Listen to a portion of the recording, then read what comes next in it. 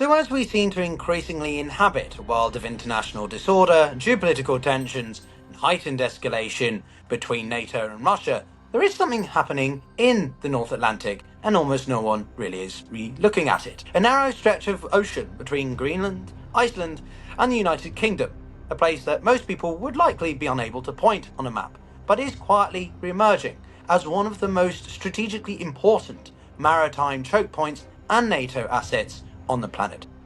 But here's the twist. It's not just about, say, submarines or Cold War nostalgia and remnants. It's about Arctic melt, Russian modernization, hybrid warfare, undersea cables, and NATO's scrambling or lack of response, once again, to rebuild the very capabilities that it has allowed to atrophy. So in this video, I wanted to break down one particular element of NATO and why I think it's going to be incredibly important, suddenly back at the centre of great power competition, what is changing, what isn't, and what it means for the future of NATO security. Do stick around for this one, because I'll give you a comprehensive insight into one of the least known but absolutely pivotal aspects to not just NATO's, but any and all time of maritime relations. This is the Global Gambit. How you going, everyone? Welcome back to the channel, where if you're new here, this is a breakdown at the intersection of geopolitics, international relations and economic statecraft, and trying to make sense of a world that seems to be getting more complicated, more tense, and more disorderly by the day. Now, before we get into the history and the geopolitical analysis of this, let me cut the scene as I usually do by asking you a question. What do you think about this? Can you tell before I mention its name, its term, its concept, what I'm going to be talking about and why I think it's important? This isn't, to me, another obscure military concept. It's one of the quiet pressure points in global power that almost little one pays attention to, but ultimately bleeds into why Scotland is having a difficult time considering a referendum on its independence. All that to come. What am I talking about? Well, it's known as the GIUK Gap. Greenland, Iceland, the UK. It's essentially the gateway between the Arctic and the entire Atlantic Ocean. Now, if you're a naval strategist, this is not going to be a big surprise to you. It's a maritime equivalent of a narrow mountain pass. And so whoever controls it dictates who can move from the Arctic into the North Atlantic, and by extension, who can therefore put pressure on Europe or the United States. In the 20th century, it was everything. In the 21st, at least at the beginning of this new millennia, it didn't seem like anything. But it is becoming many things again, especially in light of Russia's recent developments over its provocations in the east of Europe, but also the UK, and something I've covered elsewhere and you should check out in another video. Let's talk about the historical context of the GIUK Gap. In both World Wars, this stretch of water was the lifeline of Allied war effort. The supply convoys crossing from North America to Britain had to pass through it, or at least near it. And if they didn't, well, Britain, as one of the last remaining bastions of peace or stability or freedom in Europe, would starve. The war effort would collapse, and that's why the Allies occupied Iceland and Greenland. Not for tourism, of course not, but to rebuild bases capable of tracking and striking German U-boats. The Bismarck, for example, one of Nazi Germany's most famous battleships, even used the northern routes around this gap to break into the Atlantic. That one manoeuvre forced the Royal Navy into one of the largest naval hunts in its history, but again, little known. So from the beginning, the GIUK Gap wasn't just about maritime passage, it was about the difference between secure supply lines and catastrophic vulnerability. But it goes both ways, of which you'll see in a minute. And if you're enjoying the video, then do consider subscribing, giving it a like. I like to do these deeper dive explainers as I break from the faster pace coverage that I also do. Now fast forward to the Cold War, and the GIUK Gap became something else entirely. NATO's primary listening post. This is where Soviets would send their submarines, especially those from the Kola Peninsula, if they wanted to get into the Atlantic and threaten NATO's reinforcement routes. NATO responded with something known as SUS, a vast undersea hydrophone network, P3 Orions, which were patrolling relentlessly, and an entire fleet doctrine built around anti-submarine warfare. Now, this wasn't glamorous and it wasn't flashy, but true kinetic warfare usually isn't, or especially the covert aspect, but it was highly effective. The moment a Soviet submarine moved south, NATO usually knew. But then, the Soviet Union collapses. The threat of this greater systemic opponent is appearingly gone, and NATO promptly looked at elsewhere. Frigates got retired, patrol aircraft were cut, submarine fleets shrunk, and skills were degraded. There was a neglect of this gap and anything related to it. A classic story of peace dividend becoming capability deficit, as some people call it. Now, towards the modern day, or at least more recent developments in, say, the past 10, 15 years, well, the Arctic has been melting. This is changing everything, because for Russia, where 40% of the Arctic Circle is its backyard, the Arctic used to be a frozen shield, a natural moat, if you will. But as this ice recedes, the moat opens. Suddenly Russia, more operational room, more access to the Atlantic, and therefore more incentive to push submarines southwards. But, and this is the bit that a lot of people overlook, a melting Arctic also makes Russia more vulnerable. NATO gains more access to areas that used to be inaccessible, more monitoring opportunities, more freedom of movement.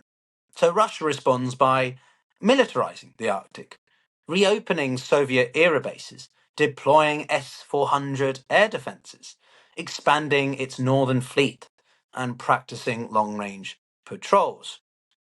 This isn't therefore about regional effort, it's a national strategy made only more complicated by China's claims of being a near-Arctic power, and why, if you know anything about the Sino-Russo relationship, that is limited, because Russia fears what China may be seeking to do. So by the 2010s, Russia has been investing heavily again in its northern fleet. You've probably heard of certain things like the Yasen-class attack submarines. Some of these are the quietest in the world, and the Borei-class ballistic missile submarines. These vessels matter for many reasons, partially because they are far stealthier than any Soviet predecessor. They're armed with Caliber and Zircon systems, very high-tech methods of deployment, and are capable of long-range strikes without leaving safe waters.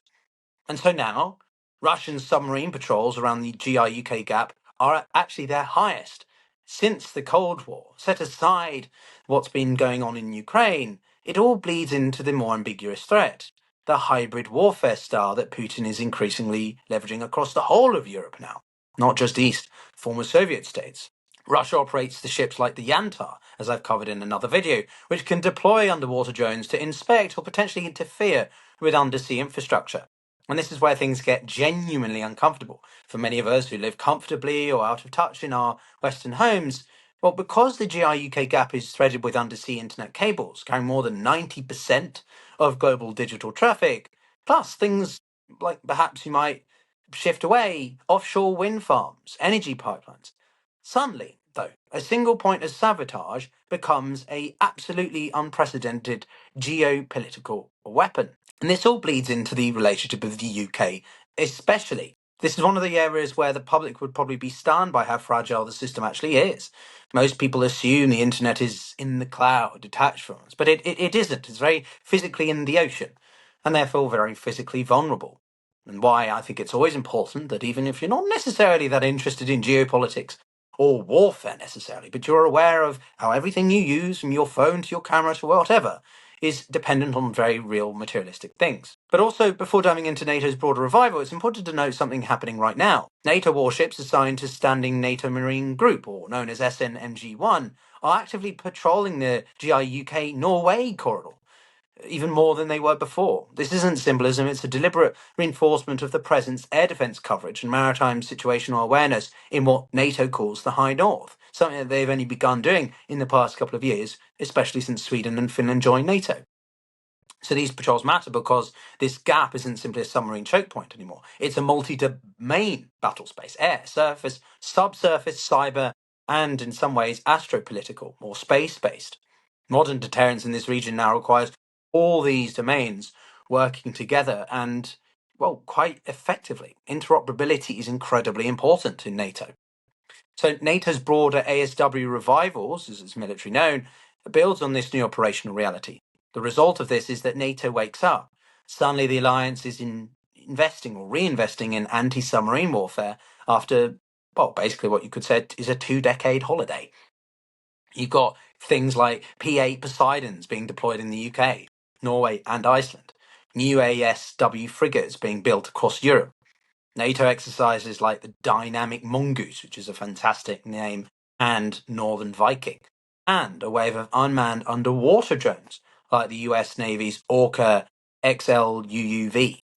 The point of all these asset features is that a whole new generation of sailors and air crews are relearning skills that were almost lost and much more reflective of the hybrid, or shall we say flexible warfare that is being demonstrated between Russia and Ukraine with their own attacks and strikes within the countries.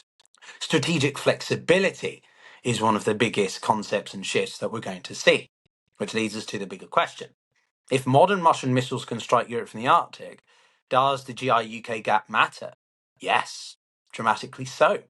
Not because submarines need to pass through it, as it used to in the Cold War, but because, one, it is still the best place for NATO to detect and track them. Two, it is the natural bottleneck through which Russian surface ships and many submarines must pass. Three, it is the corridor for US-Europe reinforcement in any crisis. And four, it is the focal point for this new hybrid threat methods against undersea infrastructure. This is why the US, quietly, even under Donald Trump, has reactivated the Second Fleet. It's why NATO has created Joint Force Command Norfolk. And it's why the UK is investing more in these P-8 Poseidons and Type 26 frigates, despite discussions around, re-altering relations to the military. So in a world of renewed great power competition, the GIUK gap is a front line again. And this deeper strategic challenge here is, of course, flexibility. Russian naval planners still operate a bastion strategy in the high north, protecting ballistic submarines around this Kola peninsula. But any attempt to break out of the gap would require NATO to rapidly surge these types of forces, these ASW forces, unmanned systems, and long-range surveillance. That means the alliance must maintain a force posture that is not only capable, but agile, and has been one of the most lingering issues we've seen on the eastern flank, and why the idea of an Eastern Sentinel is being pushed. So it raises difficult policy questions too. How do long-term US programs or upgraded specific submarines stay relevant in a rapidly changing threat environment? Are heavy asset classes as important as the more mobile, flexible drone types? Future conflict may require more distributed capabilities, including autonomous vehicles and more modular payloads. Meanwhile, Russia's use of these grey zone tactics, the cable interference, covert seabed mapping, drone deployment, complicates NATO's playbook and exposes them for actually being behind the times. Yes, they have a collective ability to get ahead of Moscow because of the sheer size and diversity of the human capital, but ultimately they are behind. And so you need to be persistent in monitoring vast remote waters in your final methods of engagement. It's also worth stressing that the UK gap is not just about NATO versus Russia. China sees the Arctic shipping routes, as I said before, scientific stations, and dual-use infrastructure. So as ice melts, open transpolar passages, Beijing is increasingly incentivized to operate in waters that run directly into this region, into this chokehold. And it's why cooperation amongst much smaller but strategically important allies, Denmark, Iceland, Norway, is a cornerstone of any alliance approach, and why Trump's approach to the international system through might is right, that bigger states simply dictate smaller ones, is grossly incorrect. In other words, the GIUK gap is no longer just about choke points. It's a test case for whether NATO as a truly united alliance can adapt to a more complex multi-domain, multi-actor strategic environment, and more particularly whether Europe can oversee it, manage it itself, independent of Trump's America, which is not dependent as it was. It is a reminder of something we like to forget. Geography doesn't stop being important just because we get distracted or technology seems to take up more and more. Geopolitics is, after all, geography and politics. The geography determines so much of our basic international relations and diplomacy decisions, and economics. North Atlantic is not a quiet backwater. It's the artery of the transatlantic alliance. And just because it's been more relatively peaceful considering the past 100 years, it doesn't negate the fact that there are other actors who seek to engage in it in other ways. Russia modelizing its fleet, and the Arctic opening, and the hybrid threats growing, means that this narrow stretch bleeding into this second largest ocean makes geopolitics based on this geographic and maritime elements absolutely fundamental to always pay attention to. Thanks for watching, everyone. My name's Pyotr Kurzin. I am half Russian, half English, focusing on the nexus of strategic studies, economics, geopolitics. And if you found this useful, then do consider subscribing, drop the video a like, it's all free. And if you want to go further, then you can find in the description below or pinned comment links to my Patreon, my channel memberships, or just simply buying me a one-time coffee or even beer. And you can see some of my writings on Substack. But we'll see you all in the next one. Take care.